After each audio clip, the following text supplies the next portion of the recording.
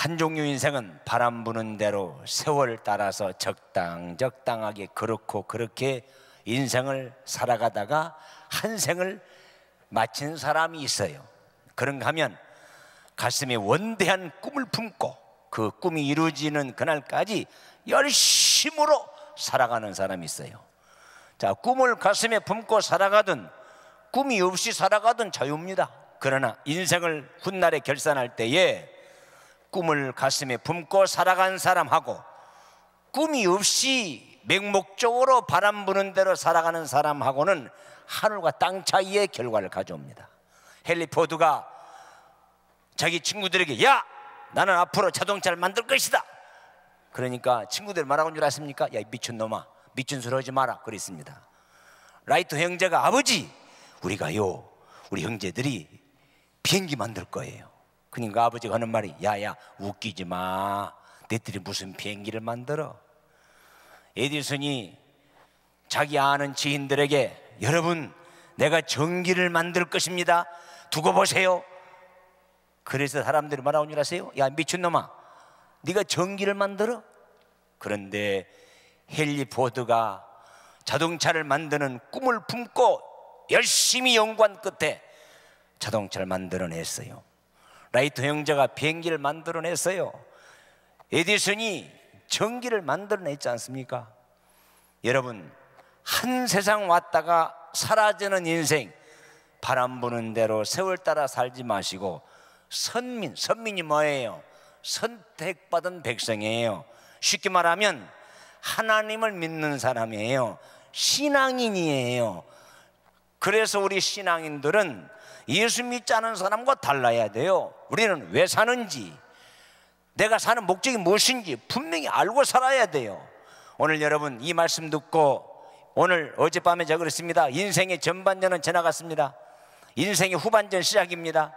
인생의 후반전부터는 오늘 아브라함처럼 하나님을 감동케 하고, 오늘 인생의 후반전부터는 이제라도 모세는 80세에 아브라함은 75세에 원대한 꿈을 품고 세상을 살아갑니다. 오늘 인생의 후반전이에요. 오늘 이 설교 들으시고 모두 다 꿈을 가슴에 품고 열심히 살아가시기를 주의 이름으로 축원합니다. 자, 하나 물어보겠습니다. 우리 수준 높은 우리 은혜 한인교회, 동남아시아의 국가들 중에 가장 살기 좋고 범죄율이 낮고 관광의 나라, 잘 사는 나라, 문명의 나라가 있어요. 어느 나라인 줄 아세요? 어떤 데가 보니까 북한 그러고 있어. 싱가포르입니다. 싱가포르 나라는요, 지금부터 60년 전만 하더라도요, 대한민국보다 훨씬 비기한 나라, 문명의 나라였습니다. 그런데 오늘 싱가포르 나라가 그렇게 신사의 나라, 범죄율이 없는 나라, 관광의 나라, 그리고 가보고 싶은 나라가 된, 아주 선진국이 된 것은요, 이광유라고 하는 사람이 1959년에 수상이 되었어요. 그가 수상이 되면서요, 국민 앞에 이렇게 선서했습니다. 여러분, 나는 5가지 꿈을 품고 나는 싱가포르를 위해서 내 인생을 혼신을 쏟을 겁니다. 그랬어요. 그 5가지 꿈을 가슴에 품고 나는 싱가포르를 위해서 내 목숨을 바치겠다는 거예요. 그 5가지 꿈이 뭔 줄 아십니까? 첫째, 이제부터 우리 싱가포르 나라는 일부 일처주의 운동할 것입니다. 오늘 이광희가 수상이 되기 이전에는 남자 한 사람이, 돈 많은 사람은 여자가, 부인이 25명까지 들어 살았답니다. 그러니 나라가 뭐예요? 한국말로 개판이죠. 보통 서너 명, 남자 한 사람 서너 명 아내를 두고 살았어요. 그러니까 한 집에 서너 명의 아내를 데리고 사는 그 집 어떻게 되겠어요? 두 번째, 이제부터 우리 싱가포르는 한 가정에 자녀 둘 낳기 운동할 것입니다. 자녀 둘만 하라는 거예요. 세 번째, 이제부터 우리 싱가포르는 집집마다 방 3칸을 가질 수 있는 내 집 갚기 운동할 것입니다. 네 번째 꿈, 자가용 타이어가 몇 개입니까? 4개죠. 타이어 4개 달린 집집마다 자가용 갖기 운동할 것입니다. 5번째 꿈이 있습니다. 한 주에 500불 수입을 올리는 그런 잘 사는 나라를 난 만들 것입니다 하고 선포했어요. 그런데 그 이광희가 5가지 꿈을 선포한 지 만 30년 만에 그 꿈이 이루어진 줄을 믿으시기 바랍니다. 한 사람의 위대한 꿈이 위대한 민족을, 위대한 국가를 만들어냈어요. 이렇게 꿈이 중요한 거예요. 오늘 여러분 꿈을 가슴에 품고 열심히 살아가시기 바랍니다. 오늘 본문에 있는 말씀은요, 여러분 잘 아시는 말씀이에요. 야곱의 12아들 중에 11째 아들이 요셉이에요. 그 요셉은 아버지에게 유독 총애를 받았습니다. 자, 왜 사랑을 받았을까요? 그때 안 가봐서 모르겠습니까? 왜 사랑을 받았어요? 사랑받을 짓을 했잖아요. 사랑받을 짓을 하니까 아버지에게 사랑을 받는 거예요. 왜 회사에서 미움받습니까? 미움받을 짓을 하니까 미움받는 거예요. 잘 되려면 어려서부터 떡잎부터 알아보듯이 역시 잘 될 사람은 어렸을 때부터 싸가지가 있습니다. 싸가지가 있어요. 달라요. 그런데다가 요셉 혼자 아버지의 사랑을 받고 살다가 어느 날 형님들, 아니 내 단이 일어서는데 당신네들이 단이 일어나가지고 나에게 꾸벅꾸벅 절하더이다, 이런 꿈을 꿨습니다. 그랬어요.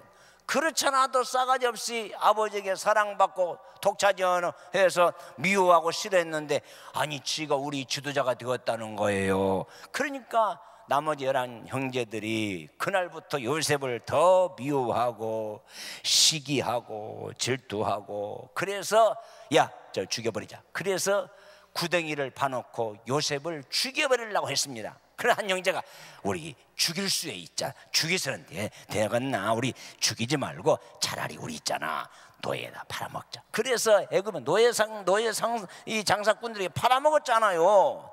세상에 요셉은 꿈꾼 것 때문에 형들에게 미움을 당하고 서름을 당하고, 그리고 노예로 팔려가고, 세상에 노예 열심히 했더니 누명을 써서 감옥에 가둬버리고, 한마디로 말하면 요셉은 꿈꾼 것 때문에 파란만장한 생애를 보냈습니다.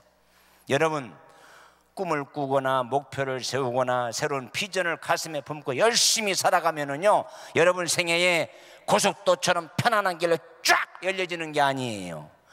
고난의 계곡, 시련의 터널을 통과해야 되는 거예요. 그냥 되는 게 아니에요. 나무를 심었으면 그냥 자라는 게 아닙니다.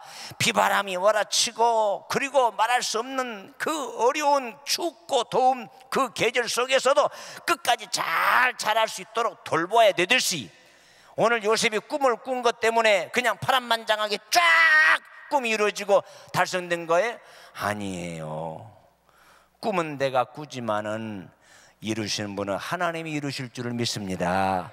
내가 목표는 세우지만은 목표를 이루신 분은 하나님이셔요. 그래서 하나님이 너의 길을 맡겨라, 짐을 맡겨라, 행사를 맡겨라. 왜? 내가 할 일이 있고 하나님이 하실 일이 있다니까요. 여러분, 건강한 내가 관리할 수 있어요. 생명은 하나님이 관리하시는 거예요. 그래서 오늘 요셉은 그런 꿈을 품고 그 꿈이 이루어진 그날까지 위대한 3대 결단을 했어요. 나 오늘 이걸 얘기하려고 그래요. 자, 요셉이 꿈을 꾸고 어떻게 했습니까? 첫째로 창세기 39장 10절에 한번 보시겠습니까? 한번 읽어보시겠습니다. 창세기 39장 10절에 다 같이 한번 읽어보겠습니다. 시작. 성경 안 갖고 왔어요? 39장 10절. 자, 한번 읽습니다. 시작.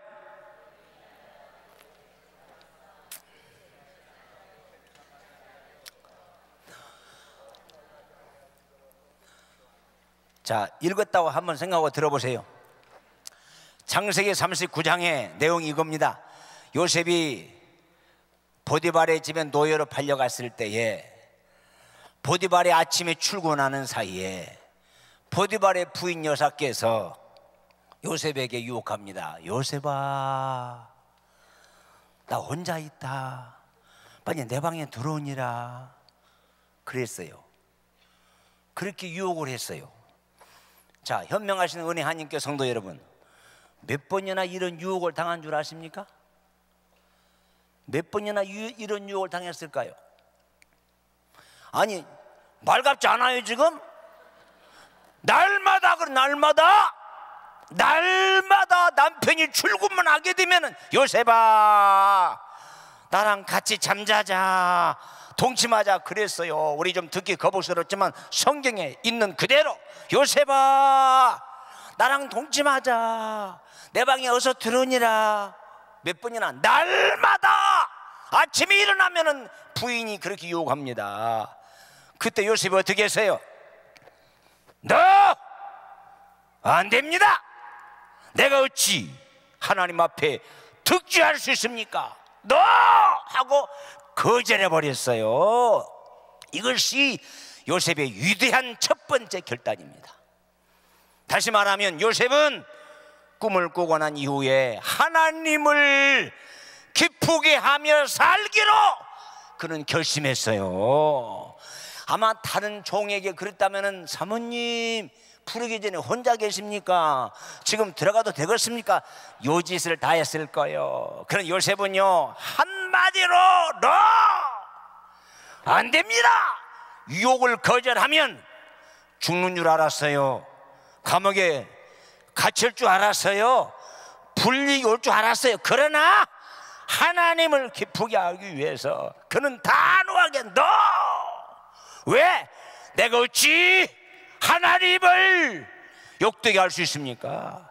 어찌 하나님 앞에 악을 행할 수 있습니까? 너! 한마디로 거절해 버렸어요. 이런 사람이 꿈이 이루어지는 거예요. 이런 사람이 청와대 입성해야 되고요, 이런 사람이 국회의사당에도 입성을 해야 돼요. 그래야 큰 나라가 희망이 있습니다. 다니엘을 없이 하려고 세상의 다른 두 총리와 방백들이 세상의 모략을 꾸밉니다. 왕이요, 왕여에 오늘부터 30일간 왕여의 다른 신을 섬긴다든지 다른 신 앞에 기도하게 되면 사적으로 집어넣어 버리십니다. 오케이, 좋아, 땅 찍었어요. 자, 이 다니엘이 어떻게 했습니까? 자기를 죽이려고 하는 음모를 꾸며서 왕이 선 도장을 찍어서 선전포고를 한 줄 알면서도 여전히 하루에 3번씩 창문을 열어놓고 하나님 무릎을 꿇고 여전히 감사였더라. 이게 다니엘의 위대한 결단이에요. 그럼 다니엘은 사족을 던져갔습니다. 집어넣습니다. 사자의 밥이 될 줄 알았습니다. 하나님이 천군 천사를 보내서 사자 입을 봉하시고 다니엘을 죽이려고 했던 그 모함꾼들은 사자의 밥이 되고 말았어요. 하나님을 기쁘시게 했더니 하나님이 다니엘의 생명을 연장해 주시고 오늘 요셉의 꿈이 이루어진 줄을 믿습니다. 중요한 것은요, 하나님을 기쁘시게 하면 요한복음 8장 29절에 뭐라고 했어요? 나를 보내신 하나님을 우리가 기쁘시게 하면 하나님이 홀로 두지 아니하고, 따라서 합시다, 하나님이 나와 함께 하시리라. 여러분 창세기 32장에 보세요. 하나님이 요셉과 함께 다른 형제들과 함께 했단 말 들었습니까? 아니에요. 요셉과 함께. 왜 그랬을까요? 요셉은 죽는 줄 알면서도, 감옥에 들어갈 줄 알면서도 거절해 버렸어요. 이게 요셉이 꿈이 이루어지는 위대한 결단이에요. 여러분, 꿈꾼다고 다 이루어지는 거예요? 목표를 세웠다고 다 달성되는 거예요? 착각하지 마세요. 하나님이 함께 하셔야 합니다. 하나님이 함께 하셔야 돼요. 5.16 군사혁명을 일으키시고 청와대 입성한 분이 계십니다. 그분이 박정희 대통령 아닙니까? 박정희 대통령이 군사혁명을 일으키시고 그분이 청와대 입성했지 않았어요? 이건 싫어합니다. 박정희 대통령이 청와대에 앉아 계시니까 머릿속에 기억되고 생각되고 고마운 사람들이 늘 어른거리합니다. 자기 동료 투스타 사단장들, 자기와 함께 데모하고 자기와 함께 군사힘을 일으켰을 때 동조하고 협력해주는 투스타 동료 사단장들이 늘 머릿속에 기억되고 어른 고마운 생각들이에요. 그래서 자기 동료 투스타 사단장들을 전부 청와대 행빈관에 초청했어요.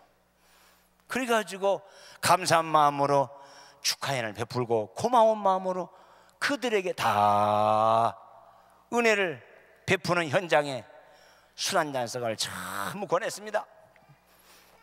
이 장군, 당신 병력 동원했죠. 수고했어요. 고마워요. 한잔해요. 조 장군, 당신 나 위해서 잠 못 자고 애쓴 줄 알아요. 고마워요. 한잔해요. 수고했어요. 박 장군, 당신도 애썼죠. 당신 나 위해서 잠도 못 자고 병력 동원하고 탱크 부대 동원하고 애썼죠. 수동경비 살아서 애썼죠. 수고했죠. 한잔해요.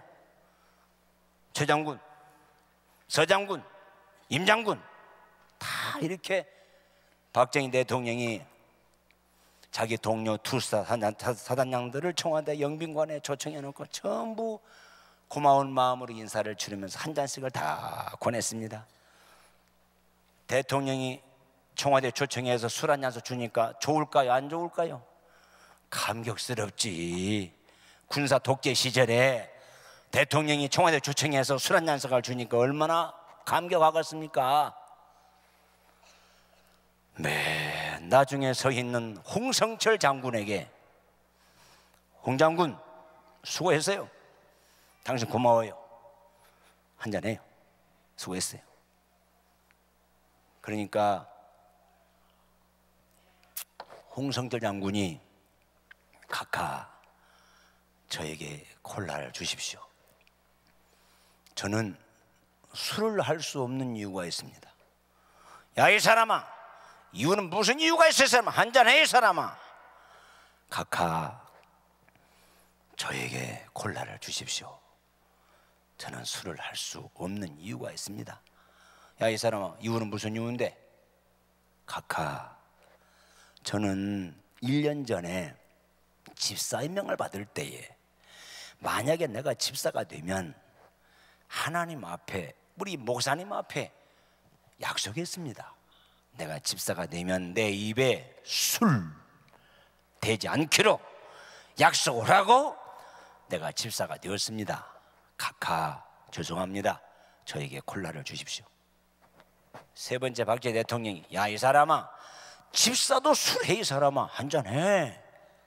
카카 죄송합니다. 저는 술을 입에 댈 수가 없습니다. 저에게 콜라를 주십시오. 박정희 대통령이 당시 군사독재 시절에 날아가는 참새도 떨어뜨린다고 하는 권세가 막강한 그 시절입니다.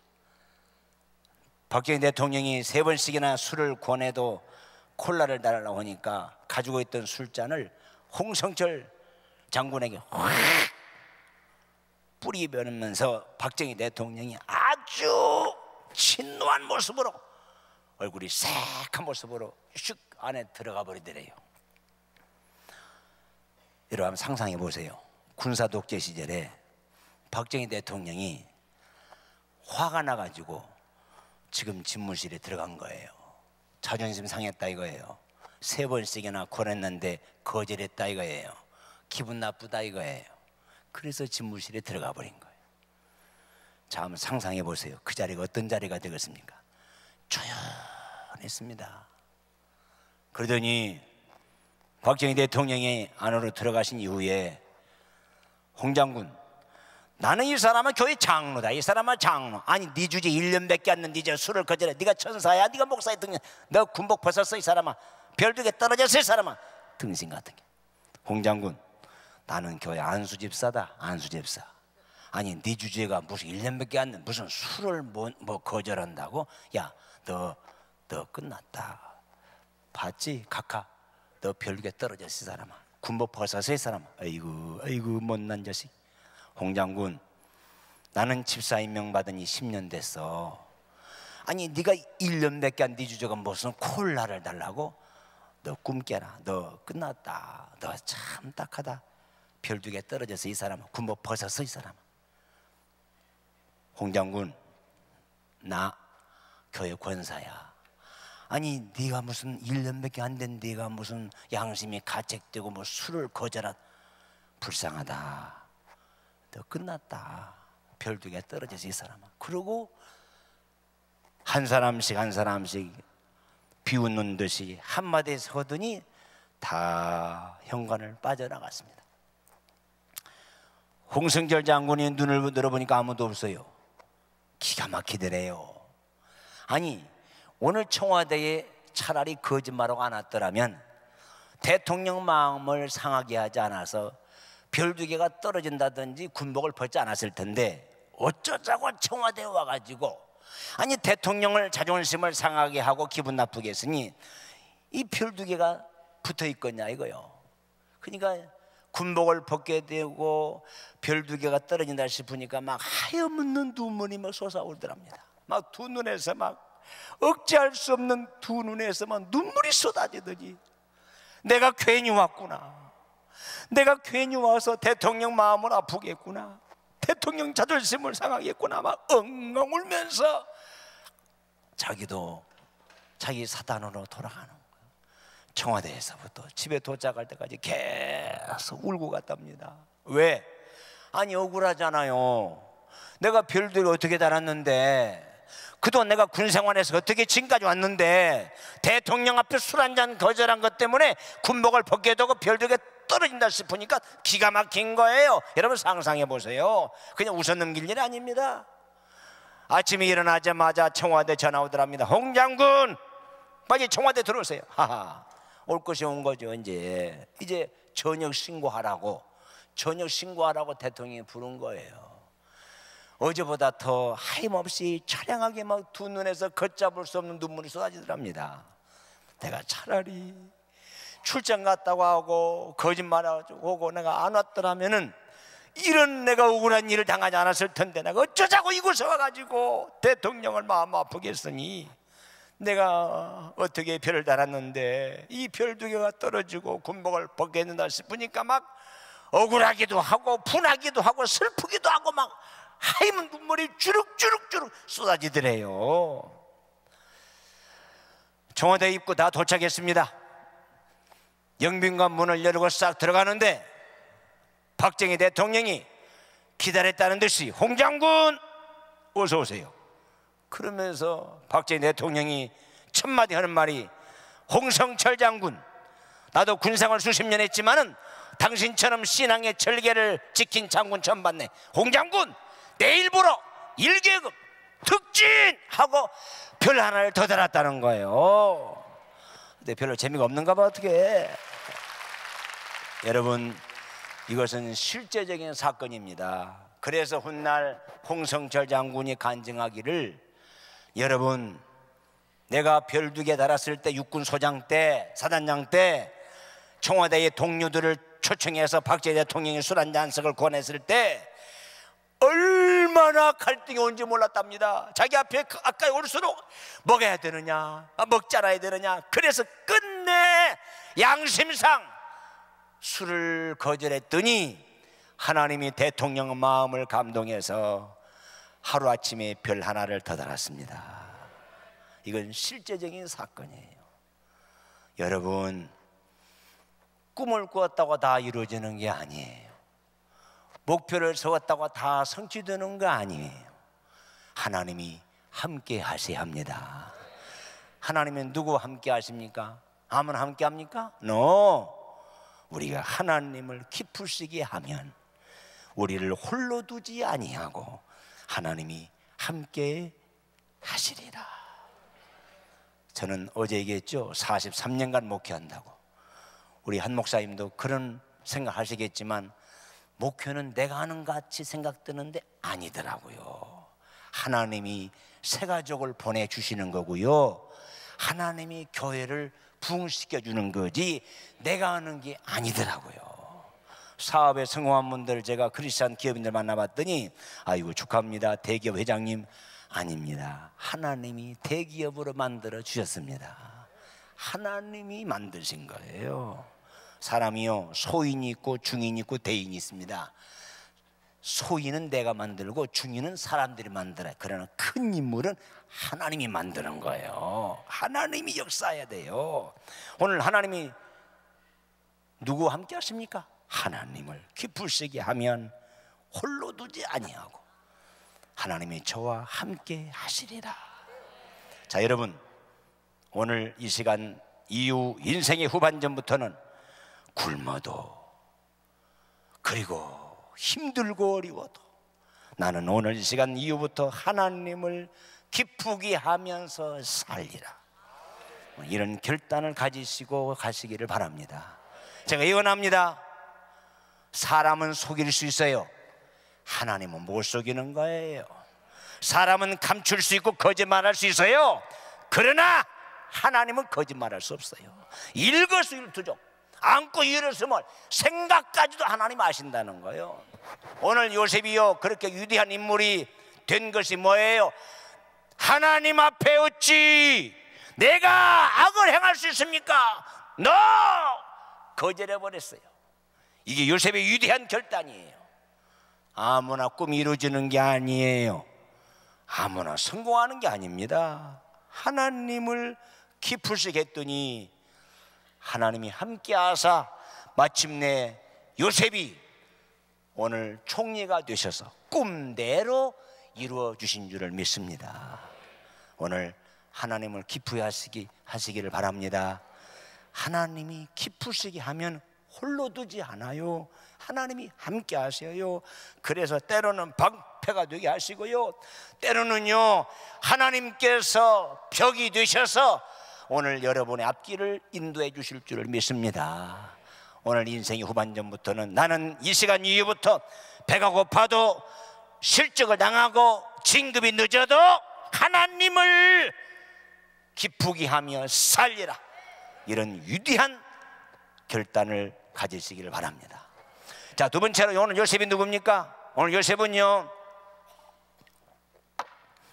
가는 곳마다 자기 사명에 성실했어요. 맡겨진 일마다 자기 일에 최선을 다했어요. 노예로 팔려갔을 때는요 노예 집주인이 요셉을 부르더니 야야야, 너 이 가정에 내가 모든 재산 관리, 이 집의 모든 관리 네가 마음대로 해라. 그래서 가정의 총무를 삼았어요. 제가 이 노예라고 하는 단어를 찾아보니까 노예는 무엇이냐? 노예는 짐승, 연장, 도구입니다. 그러니까 노예를 죽여도 형법, 민법에 전혀 관계되지 않습니다. 그런데 역사 이래 노예에다가 가정의 총무를 삼는 일은 유일무이하게 요셉밖에 없습니다. 자, 요셉이 얼마나 신뢰할 만하고 믿음직스럽고 얼마나 요셉이 착했으면 가정의 총무로 삼았겠습니까? 그래서 요셉 가닥에 보디발의 집에 복이 임했더라 그랬어요.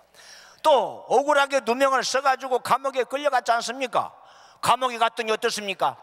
얼마나 성실하고 얼마나 믿음직스럽더라면 간수장이 요셉에게 모든 정권을 요셉에게 위임을 해서 죄수들을 관리하게 하지 않았습니까? 감옥에 들어가서 불평하고 탄식하고 하나님이 어디 계시냐고, 내가 무슨 너무 간음죄를 졌느냐고 항변하고 변명하고 따지고 할 수 있어요. 그러나 요셉은 묵묵히 자기 일에 성실하게 최선을 다하고 양심껏 했더니 세상에 요셉의 이 감옥에 있는 죄수들이 요셉을 보고 은혜를 받더라, 은혜가 임하더라 그랬어요. 우리 예수 믿는 사람은요 최소한도 여러분 때문에 은혜를 받든지, 여러분 때문에 여러분의 회사나 여러분의 직장이 여러분 때문에 복을 받든지 그 정도는 돼야 됩니다. 왜? 성실했어요. 왜? 자기 맡겨진 일에 최선을 다했어요. 한마디로 말하면 요령피거나 꾀부리지 않았어요. 저희들 교회도요 부교육자들, 여전도사, 남전도사들, 직원들이 많습니다. 약 85명이 월급 받고 있습니다. 그런데 솔직하게요, 소문 안 날 자랑 얘기합시다. 어떤 목사는요, 나가 임마, 너 빨리 꺼져 이 자식아, 네가 무슨 목사 있어, 빨리 꺼져 이 자식아, 빨리 나가 임마. 내가 말은 안 치면 속으로 그런 마음을 먹을 수 있습니다. 내가 그렇게 하겠습니까? 매정하게? 그렇게 하면 안 되죠. 그리고 어떤 목사는, 김 목사 내 방에 들어, 너 뭐 필요해? 자동차 필요해? 자동차 사줄게. 유학 갈래? 유학비 보내줄게. 개척 갈래? 내가 개척비 줄게. 간 쓸개를 빼줘도 아깝지 않은 사람들이 있어요. 왜? 자기 일에 성실하니까, 최선을 다하니까, 눈 가리지 않고 꾀부리지 않으니까 다 빼줘도 아까운 거 없더라고요. 근데 어느 어떤 사람들은요, 빨리 꺼졌으면 좋겠어. 저 LA로 이사 갔으면 좋겠어. 여러분, 사랑도 미움도 내게서 나오는 거예요. 존경받고 천대받는 것도 내게서 나오는 거예요. 누구 탓이 아니야. 요셉이 저절로 요셉 때문에 은혜를 받고, 저절로 요셉 때문에 복을 받고, 저절로 요셉 때문에 잘 되는 겁니까? 아니에요. 바로의 궁중에 가서 바로 왕이 탄식을 했어. 탄복을 했어. 와, 야, 하나님이 신이 감동한 요셉을 우리 애굽에 보내주었으므로 모든 정권을 요셉에게 위임하노라. 진급도 요셉의 허락 없이는 안 돼. 흉년 시절에 쌀한가마니 나가는 것 요셉 허락 없이는 안 돼. 전권을 요셉에게 위임을 했어. 얼마나 믿음직스럽고 신뢰할 만하고, 얼마나 착하고 진실하고, 얼마나 양심적 있으면 그러겠어요. 솔직히 얘기합시다. 여러분, 왜 여러분 회사가 복음화가 안 됩니까?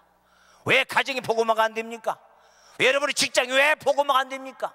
나도 먹고 너도 먹고, 나도 가고 너도 가고. 달라진 것이 있어야지. 뭔가 달라야 될 게 아니야. 끝까지 신뢰할 만하고 믿음직스럽고 착하고 양심적이고 보여줘봐. 왜 복음화 안 되나? 왜 직장이 안 들리잖아. 너도 처먹고 나도 처먹고, 너도 가고 나도 가고. 달라진 게 뭐가 있어? 뭘 보고 은혜를 받는 거예요 지금? 뭘 보고? 정신 차리세요 여러분. 여러분, 한국민으로서의 미국 땅에 자존심을 세우세요. 우리는 불신앙자가 아니에요. 신앙인이에요. 선민이에요. 선민. 택한 자예요. 은혜 한인교회 장로예요. 집사예요. 권사예요. 자존심을 세워야지. 그게 뭐예요?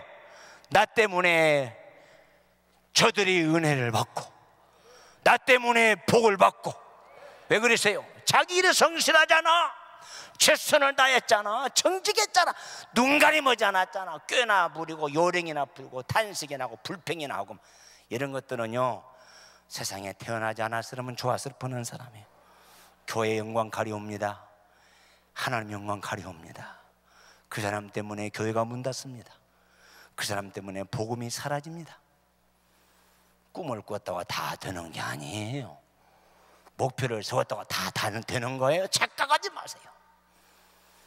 오늘 모든 책임은 내게 있는 거예요. 오늘 꿈을 꾼 사람은요, 목표를 세운 사람은요, 꿈이 이루어지는 그날까지, 목표가 달성된 그날까지 오늘 하나님 앞에 정직하게 살아가시기 바랍니다. 사람들 앞에도 성실히 하세요. 최선을 다 눈 가리머지 말아요. 꾀부리지 마세요. 다 알아요. 내가 어떻게 하느냐에 따라서 존경도 받고 천대받고 사랑받고 미움받는 것이지. 달라요. 달라. 꿈이 이루어진 사람은 다르다니까. 그냥 된 게 아니라고요. 역사에 위대한 흔적을 남긴 사람의 과거를 보십시오. 달라요. 다릅니다. 저는 오늘 이렇게 기도해 봅니다. 하나님, 오늘 이 설교를 듣고 은혜 한인교회 성도들이 가는 곳마다 복음화가 이루어지게 하여 주시옵소서. 가는 곳마다 은혜 한인교회가 소개되게 하여 주시옵소서. 가는 곳마다 저들이 예수 믿고 교회 돌아오는 기적이 나타나게 해 주시옵소서. 여러분들이 정말 신실하고 정말 성실하고 책임 감당하고 맡겨진 일에 최선을 다해봐요. 감동을 먹는 거예요. 당연 누구요? 은혜 한인교회 장로입니다. 은혜 한인교회 집사입니다. 은혜 한인교회 집권사입니다. 기적이 일어나요. 기적이. 오늘 성실하게 살아가시기를 바랍니다. 도산한 장훈 씨가 젊은 날에 미국에 유학을 왔지 않습니까? 그런데 하루는 농장에서 열심히 농장 일을 보고 집에 들어오는데 이 집안의 이 현관에 볼 수가 없더래요. 왜? 얼마나 더럽고 막 먼지가 쌓여가지고 막 더러워서 볼 수가 없더래요. 그래서 도산한 장훈 젊은 청년이 옷을 벗어들고 열심히 실고 닦고 실고 닦고 실고 닦고 실고 했더니 온몸에만 땀이 흠뻑 젖었더랍니다. 그렇게 열심히 집안 청소를 하고 있는데 2층에서 누가 두북 두북 두북 두북 내려오는 소리가 있기를 보니까 어떤 노신상한 분이 들으더래요. 그러더니 자기 일하는 모습을 보더니 정년 누구야? 예, 저 여기서 아르바이트 하고 여기서 일하면서 공부하는 유학생입니다. 청년은 신사일세. 전 어느 날 사람이야? 저 한국 사람입니다. 그날부터 그 도산한 장호 청년에게 신사적인 대우를 해주더랍니다. 깍듯이 인격적 대우를 해주더랍니다. 그리고 시간 나는 대로 용돈도 주고 필요한 거 다 해주더랍니다. 어느 날 시간이 지났습니다. 도산한 장원 씨가 주인 어르신, 저 내일 한국에 돌아갈 날이 되었습니다. 그동안의 사례에 너무 감사했습니다. 너무 고마웠습니다. 평생 잊을 수 없겠습니다 하고 인사를 하고 가는데 그 주인 어르신 그러더랍니다. 정년 일로 와봐. 일로 오라고. 그러더니 도산한 정 선생님 손목을 꽉 잡더니 청년 가지마. 우리 집에 살아. 내가 뭘 필요해 다 해줄게. 공부하고 싶어? 공부 열심히 할 수 해줄게. 돈 필요해? 돈 줄게. 옷 필요해? 옷 사줄게. 청년 다 해줄게. 가지마. 우리 집에 살아. 도산한 장호 선생님 어르신, 성현은 고맙습니다. 저는 조국에 가서 할 일이 있습니다. 저는 가야 됩니다. 안녕히 계십시오. 가는데 멀찌감치 하는데 또 부르더랍니다. 청년 일로 와봐. 네 어르신, 청년 한국에 꼭 돌아가려 하거든. 한국을 꼭 돌아가야 하거든. 청년, 한국 청년 한 사람 우리 집에 소개해주고 가. 한국 청년 한 사람 우리 집에 소개해주고 가. 그렇게 간절히 부탁하더랍니다. 왜요? 청년 한국 사람이지.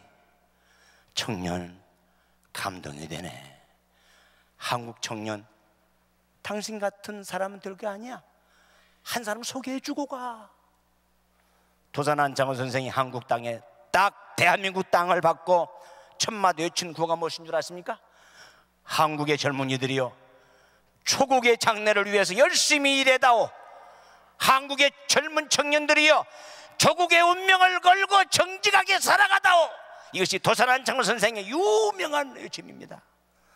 대한민국의 젊은 청년들이요, 조국의 운명을 걸고 정직하게 살아가다오. 조국의 운명을 걸고 열심히 살아가다오. 이것이 도산한 장호 선생의 외침이에요. 우리 은혜 하나님께 성도 여러분, 지금까지 지내온 게 하나님의 은혜입니다. 여기에서 만족하게 여기지 마시고 여러분을 통해서 위대한 섭리가 있어요. 무슨 섭리가 있습니까?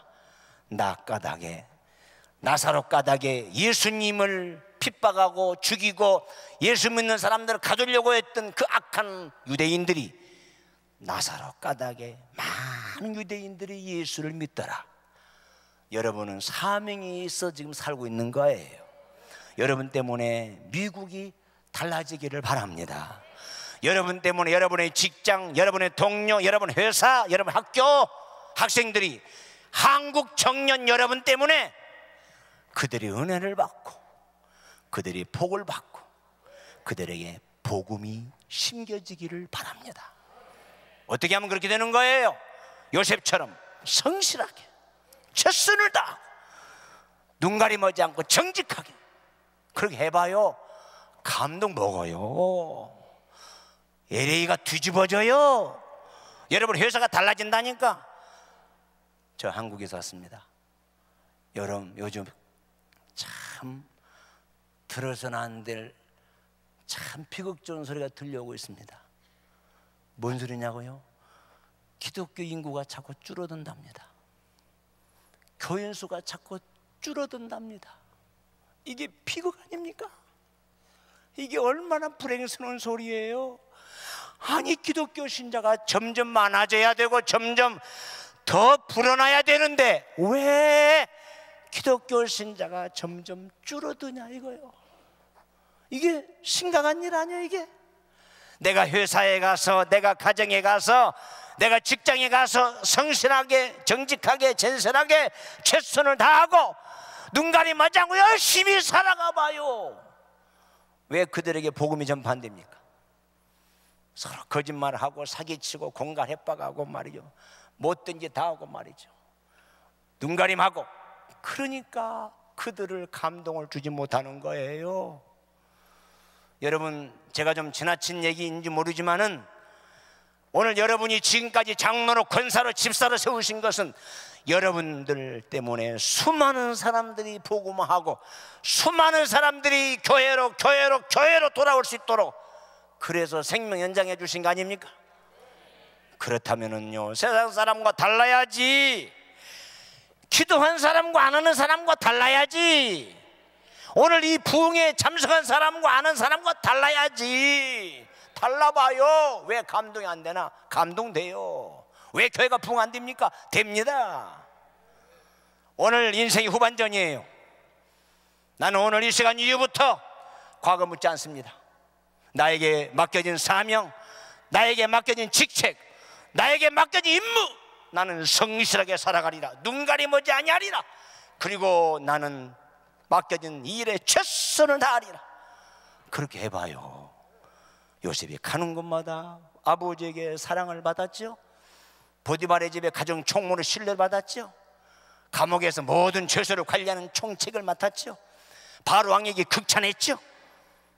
그래서 바로 때문에, 아니 요셉 때문에 이스라엘 민족이 바로의 설하에서 편안하게 살아가지 않았습니까? 오늘 꿈을 꾸었다고 다 이루어지는 게 아니에요. 오늘 성실하게, 그리고 최선을 다, 오늘 밤에 끼니가 없어 죽을지라도, 직장에 퇴직을 당할지라도, 병들어 죽을지라도 오늘 깨끗하게, 성실하게, 그리고 최선을 다해서 살아가시기를 주의 이름으로 축원합니다. 그러면 꿈이 이루어지는 거예요. 목표가 달성되는 거예요.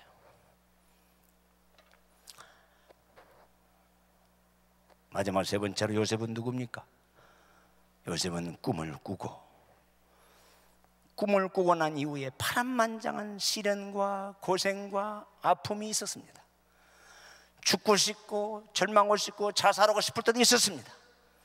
그러나 요셉은 꿈이 이루어지는 그날 그 시간까지 결코 포기하지 않았습니다. 왜? 모든 사람은 오해할 권리가 있습니다. 나는 변명할 이유가 없습니다. 하나님이 아시니까. 이것 때문에 요셉은요 얼마나 힘들었습니까? 구덩이에 파서 죽이려고 그러지요. 노예로 팔려가서 노예 생활하게 하지요. 세상에 감옥에 끌려가서 죄수가 되게 하지요. 웬만한 사람은 자살해버려. 절망합니다. 그러나 요셉은 결코 포기하지 않았어요. 사람이 살다 보면은요, 목사님도 병들 수 있어요. 장로님도 사업에 실패할 수 있어요. 새벽기도 열심히 나온 사람도 대학교에 떨어질 수 있어요.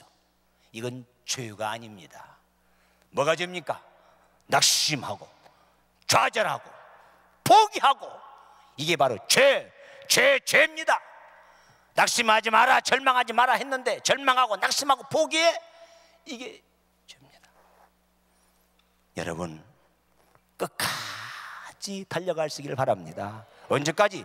목표에 달성될 때까지, 꿈이 성취되는 그날 그 시간까지 열심히 달려가야지. 힘들다고 포기하고, 형들이 미워한다고 좌절하고, 감옥에 끌려간다고 해서 실망하고, 그러면 안 되는 거예요. 저는 축구를 좋아해가지고요, 오늘도 축구를 열심히 봤습니다. 아르헨티나하고 저기 어디입니까? 저 어디 이 네덜란드 봤는데 세상에 이거 비참하게 졌더라고요. 페널티킥으로. 2002년도에 대한민국에 큰 행사가 있었습니다. 2002년도에 무슨 행사인지 아십니까? 월드컵 행사가 있었잖아. 대한민국의 월드컵이. 알면서 모른 척하고 가만히 있는 거예요 지금. 기분 나쁘네 어떻게. 월드컵 행사에 아침 신문에 그 기간 동안에 토핑 뉴스가 났어요. 야, 세상에 이 나라를 이겼네. 신기한 일이네. 기적이네. 놀라운 일이네. 있을 수 없는 일이네. 그런 톱 기사가 났어요. 그 기사가 뭔 줄 아십니까? 2002년 5월 31일 밤 프랑스와 세네칼이 축구 경기가 열렸는데, 당시 축구 성적 최고가 1위가 프랑스, 꼴찌가 세네칼이에요. 그런데 세상에 예선전에 세네칼이 프랑스를 이겨버린 거예요. 그 시간에 프랑스도 세네칼도 동시에 각 나라에서는 학교 문, 공장 문을 다 닫고 양국 선수가 이기라고 응원했습니다. 그런데 세네칼이 이겼습니다. 이걸 보고 있던 세네칼 대통령이 뭐라고 한 줄 아십니까? 세네칼 국민 여러분, 우리나라가 프랑스를 이겼습니다. 매년 5월 31일 세네칼 우리나라는 국경일로 선포합니다. 선포했어요. 사실 아세요 여러분? 세상에 예선전에서 프랑스를 이긴 것 때문에 얼마나 좋아가지고 그날이 국경일이 됐다니까요. 자, 그 신문의 내용에 세네칼이 프랑스를 이긴 것은 기적이다, 이변이다, 놀라운 일이다, 있을 수 없는 일이다, 이 보도가 난 거예요. 그때 그 신문을 누가 봤느냐? 세네칼 국가대표 선수 감독이 본 거예요. 감독이 보니까 세네칼이 프랑스를 이긴 것이 기적이다, 놀라운 일이다, 이변이다, 있을 수 없는 일이다, 이걸 보고 그 다음날 아침에 반박 또 보도가 나왔습니다. 뭐라고 나온 줄 아십니까? 세네칼이 프랑스를 이긴 것이 기적이라니, 놀라운 일이라니, 있을 수 없는 일이라니, 우리는 프랑스 선수를 이기기 위해서 죽기 살기로 뛰었습니다. 세네칼이 프랑스를 이긴 것은 정당한 것입니다. 그렇게 보도가 나왔어요. 이런 것이나 좀 봐요 좀. 그냥 이긴 거예요. 세네칼 선수가 프랑스 국가대표 선수 축구를 이기기 위해서 죽기 살기로 했다는 거예요. 그래서 이겼다는 거예요. 그냥 되는 게 아니요. 야, 우리 힘들다, 강팀이다, 포기해봐요. 10대 빵으로 졌을 거예요. 그런데 세네칼이 이겼지 않습니까? 놀라운 일이 생겼어요. 이긴 비결이 뭐라고요? 죽기 살기로. 대한민국은 몇 등인 줄 아십니까? 4등 했잖아요. 역사 이래 4등 했다고 해가지고 대한민국이 뒤집어졌습니다. 뭐라고 유행어가 떠든 줄 아십니까? 히든크를 대통령 만드네. 국가 유산을 세웠다고 그래가지고 히든크 선수에게, 국가대표 선수에게, 우리 국가대표 선수하고 히든크 감독에게 인터뷰를 했습니다. 지금 이 월드컵이니까 얘기하는 거지, 나 월드컵 아니면 이런 얘기 안 씁니다. 오해하지 마세요. 이분은 목사로 이상하네, 무슨 축구 연기를. 내가 축구 연기를 하고 싶은 게 아니라 지금 월드컵 기간이 거는 거예요. 한국 국가대표 선수에게 뭐라고 하는 줄 아십니까? 4강한 소감이 뭡니까? 국가대표 선수에게, 대표 선수에게 뭐라고 하는 줄 아세요? 한국의 4강을, 역사 이래 월드컵 경기에 4강을 했는데 비결이 무엇입니까? 들어봐요. 우리는요, 저 히든크 감독에게 지옥 같은 훈련을 받았습니다. 그러나 우리는 주저하지 않았습니다. 목숨을 내걸고 싸웠습니다. 이게 고백이야.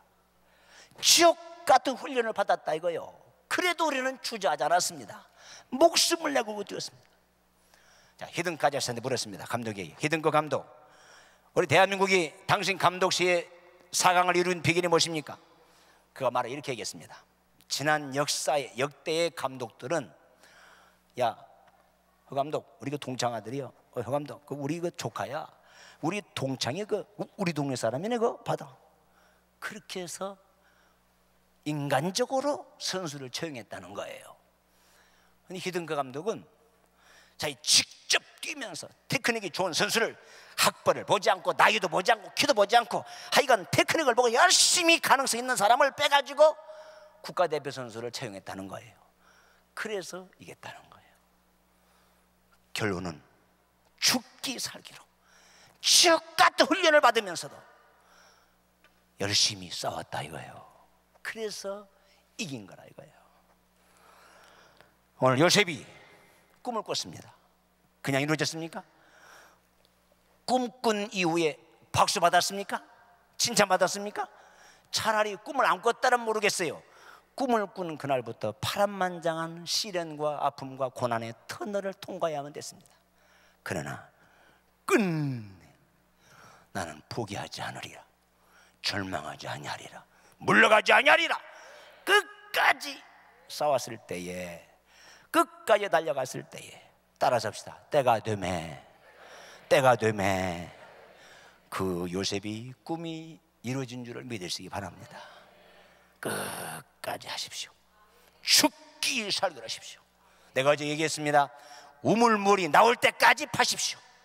목적지에 도달할 때까지 하십시오. 기적이 일어납니다. 놀라운 일이 생깁니다. 자, 오늘 이 얘기 하나 하고 마치겠습니다. 되게 수요일 날은 설교를 길게 하는 게 아닙니다. 설교를 길게 해서 좋아하는 사람은, 제가 전국을 다녀 부흥했지만 좋아하는 사람은 아무도 없습니다. 심지어는요, 목사 사모님도 싫어합니다. 어느 주일하고 한국에서 있었던 일이에요. 주일날 밤에 열심히 막 담임 목사님 피가 토하는 설교를 하는데 서론 본론하니까 막 얼마나 혼을 다해 설교하는데 뒤에서 여자 한 분 일어나더니 알고 보니 목사 사모님들의 여보 개콘 그러더래. 그 말은 무슨 말인 줄 아세요? KBS에서 9시 20분에 개그맨 콘서트 프로그램이 있습니다. 그걸 봐야 되겠다. 여보 개콘. 이게 목사 사모가 하는 짓입니다. 이게 그런 경우는 부흥 안 됩니다. 목사님 사모님도 설교를 길게 싫어한다 이거요. 그래서 오늘 이 얘기 하나 하고 마치려고 그래요. 내가 뭐들 설교 길게 합니까? 내가 한국 목사로 뭐들 미움받을 짓을 해요 내가. 마지막으로 전 세계 정치 외교학과를 정외과라고 그러죠. 그렇죠? 정외과, 정치 외교학과. 전 세계 한국, 일본, 미국, 그리고 유럽, 아프리카 전 세계 종합대학의 정치 외교학과가 있어요. 그 정치 외교학과 학생에게, 전 세계 정치 외교학과, 외교학과 정외과 학생에게 설문조사를 했습니다. 당신은 정치 지망생으로서 어느 지도자를 본받고 싶습니까? 어떤 정치 지도자를 멘토 삼고 싶습니까?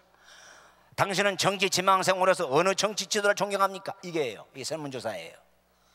그랬더니 전 세계 정외과 학생들이 가장 많은, 나는 이분을 존경합니다, 나 이분을 멘토 삼고 싶습니다, 나는 이분을 본받고 싶습니다. 가장 많은 지도자 가운데 두 분이 선정됐어요. 한 분은 링컨, 또 한 사람은 처칠입니다. 링컨, 처칠, 링컨. 자, 이 두 분들은 세 가지 공통점이 있어요. 링컨, 처칠, 독실한 기독교인입니다. 링컨, 처칠, 민족주의자입니다. 더 나아가서는 링컨과 처칠은 역사 이래 정치 지도자 가운데 가장 기도를 많이 하는 지도자입니다. 링컨, 처칠.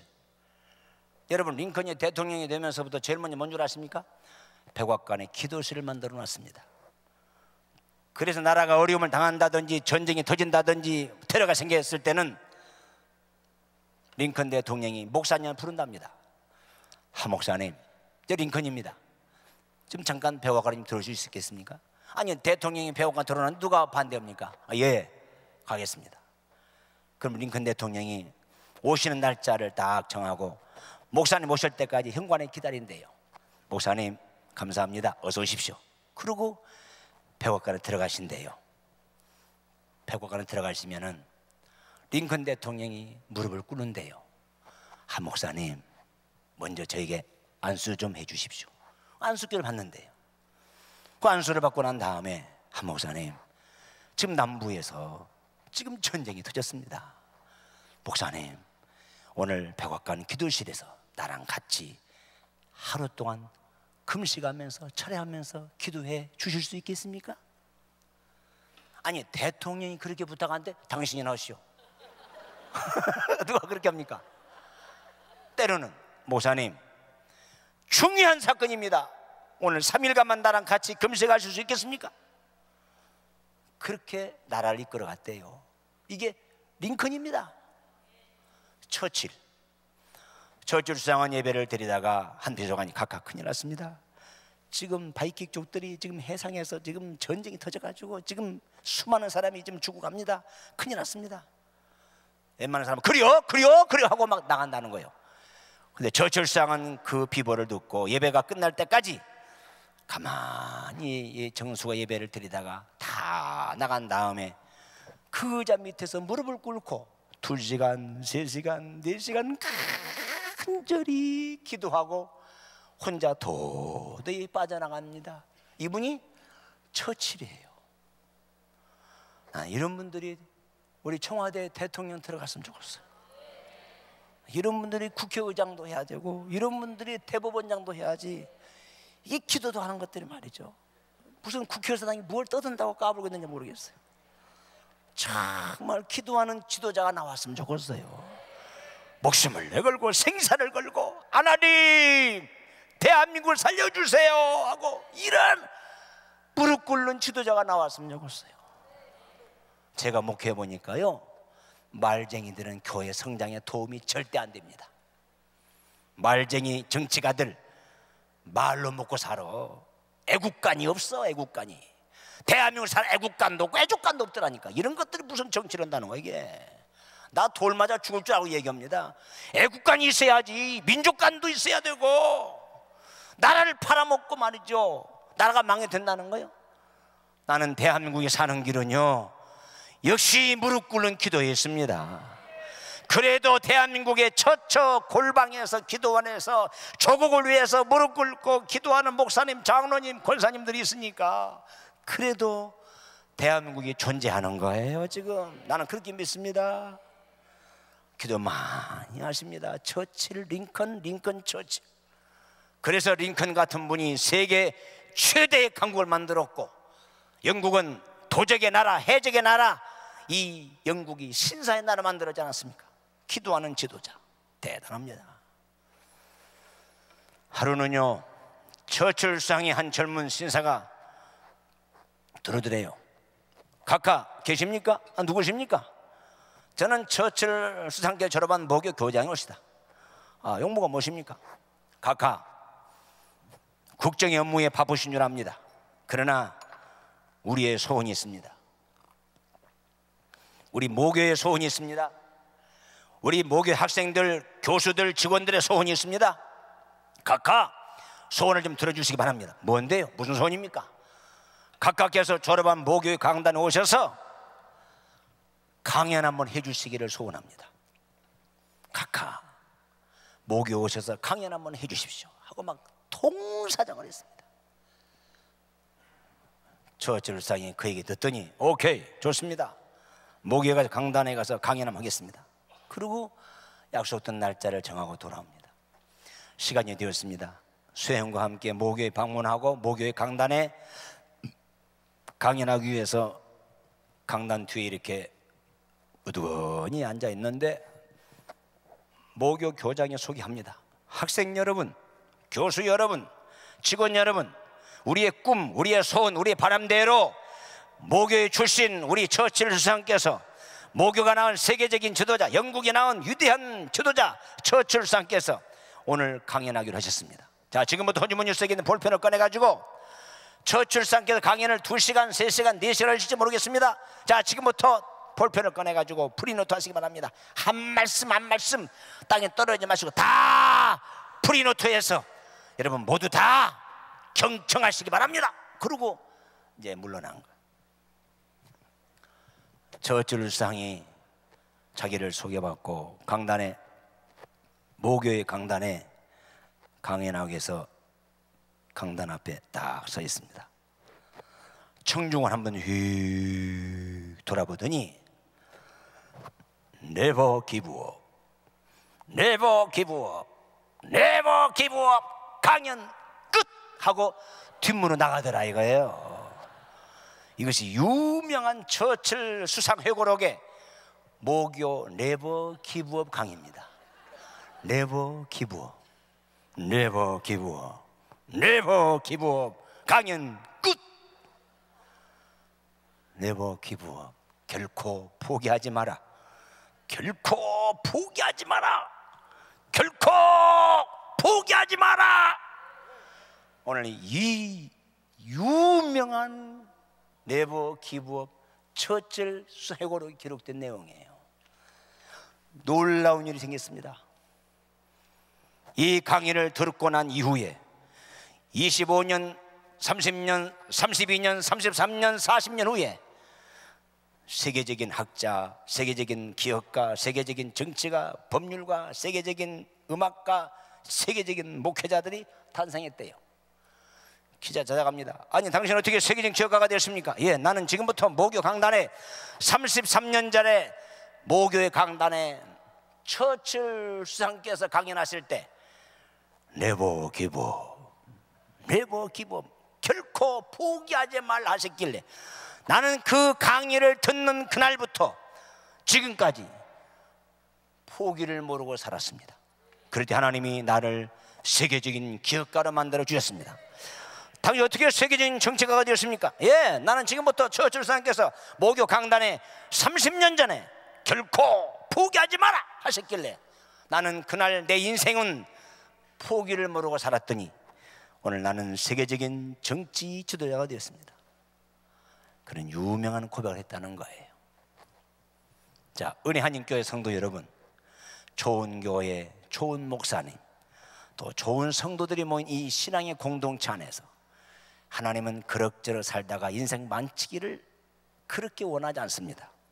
오늘 이 시간에 가슴속에 원대한 비전과 환상과 꿈을 품으시고 나는 반드시 이루리라, 나는 해야 하리라, 나는 반드시 이루, 그런 꿈을 가슴에 품고 살아가시기 바랍니다. 저는 바울교회 30년 전에 부임을 해가지고 몇 명 안 되는 신자들 앞에서 부임한 철수를 뭐라고 줄 아십니까? 여러분, 우리 교회는 얼마 안 가서 선교사를 파송할 것이고 선교하는 교가 될 것이고 우리 교회는 주는 교가 될 것입니다. 그랬어요. 그러니까 몇 명 안 되는 사람들이 박수치고 할렐루야 할 줄 알았더니 전부 비웃었습니다. 의자 밑에 들어가서 웃기네, 아이고 웃기고 있네, 아이고 웃기고 선교사 파송이 웃기고, 아이고 웃기고 100% 다 비웃었습니다. 진짜입니다. 다 비웃었어요. 왜? 아니, 기성교단도 이 안정된 교회도 선교사가 파송이 뭐예요? 선교라는 선교도 뭐 선자도 모르는 사람들이에요. 아, 그런데 우리 바울교회 개척교회 몇 명 안 되는 사람 앞에 우리 교회는 선교사를 파송할 것입니다, 우리 교회는 주는 교회가 될 것입니다, 보십시오, 우리 교회는 반드시 선교사 부흥관을 파송합니다. 그랬더니 다 웃지. 웃는 게 정상이지. 저는요, 그 말이 비웃었던 사람들 때문에 저는 목숨을 내걸고 기도했습니다. 하나님, 이 종의 꿈대로, 비전대로, 목표대로, 하나님, 나는 복음의 빚진 자입니다. 불교 집안에 태어나서 예수 믿고 구원받았습니다. 이 복음의 빚을 갚아야 됩니다. 오늘 저들이 비웃었습니다. 조롱했습니다. 주여, 반드시 선교사를 파송하게 될 줄을 믿습니다 하고 죽기 살기로 기도했어요. 놀라지 마십시오. 선포한 지 만 3년 만에 선교사를 파송하기 시작을 했습니다. 그 다음에 파송, 그 다음에 파송. 지금은 저희 교회가 전라북도에서 우리 선교교단에서요 110명의 선교사를 파송했어요. 기도원을 세우고요, 대학을 세우고요, 고아원을 세우고요. 제가 자랑하려는 거 아닙니다. 솔직히 내가 너무 감격해서 그냥 그럭저럭 살다가 끝나지 말라는 거예요. 몇 명 안 되는 사람 앞에 나는 선교사를 파송하는 교회를 만들 겁니다, 나는 주는 교가 될 겁니다 했더니 말대로, 꿈꾼 대로 이루어지고 있지 않습니까? 여러분, 오늘 인생은 그럭저럭 살다가 끝나면 안 돼요. 오늘 인생 후반전이 지금부터 나는 반드시 이루리라, 해야 하리라 목표를 가슴에 품, 꿈을 가슴에 그리고 그 꿈대로 이루어진 그날까지 열심으로 하나님을 기쁘게 하면서 나의 맡겨진 사명에 성실하게 최선을 다하면서 힘들고 억울하고 분하고 해도 하나님은 아십니다. 결코 포기하지 아니하리라. 이런 위대한 결단을 가지고 살아가시기를 주의 이름으로 축원합니다.